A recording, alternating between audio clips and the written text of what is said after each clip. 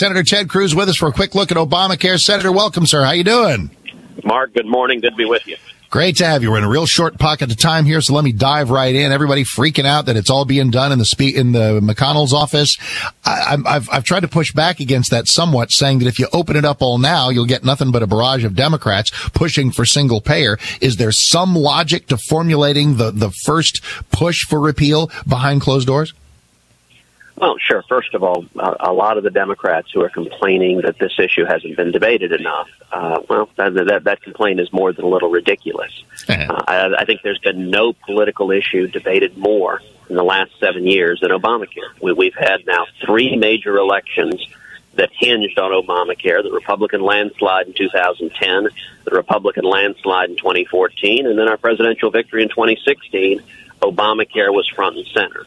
Now, the actual draft of the repeal bill is being drafted by a working group that I helped organize, and it's a group of Republicans across the ideological spectrum that are trying to come together to see if we can build a majority to actually deliver on these promises we made. And the working group has at times included most, if not virtually every member of the Republican conference. So the drafting process has been a collaborative process. Now, I will say at the final end, Mitch McConnell and leadership are producing the final draft. So I don't know what they're going to have in it. And a number of the members of the working group who have been part of it for the last 5 months, I think, are frustrated that we don't know what's in it. But I am hoping that the draft we see, and we're supposed to see it tomorrow, will reflect the discussions of the Republican conference that have played out week after week after week over the last 5 months.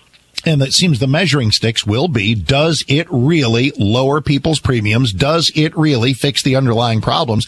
And if it doesn't, then I know you and some Republicans will have a tough time wrapping your arms around it. Well, look, that is front and center. And what I've been trying to do is focus the central question on what you just asked. Are we lowering premiums? The biggest reason so many millions of people are unhappy with Obamacare is it's caused premiums to skyrocket. So when I'm back home in Texas, what I hear over and over again from Texans is, I can't afford health insurance. I can't afford to take care of my family. The average family premiums, Mark, have risen over $5,000 a year under Obamacare. That was caused by the federal government. We need to fix that. And you're right. If the bill doesn't do that, if it doesn't lower premiums, if it doesn't repeal Obamacare, if it expands Obamacare, then I think a number of other conservatives will have no choice but vote no. It's not going to pass if it doesn't directly tackle the problems of Obamacare.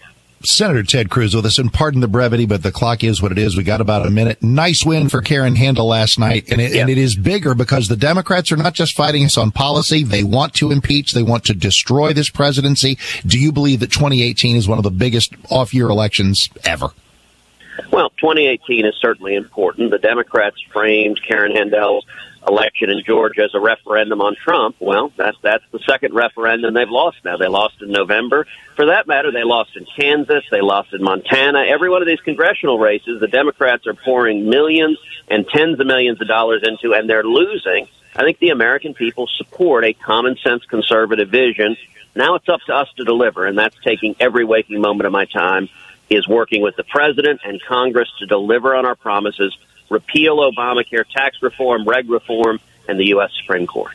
Follow him on Twitter at Ted Cruz. Always a pleasure, sir. Local show or when I'm filling in for you or anybody else, it's a joy to have you. God bless and thank you very much.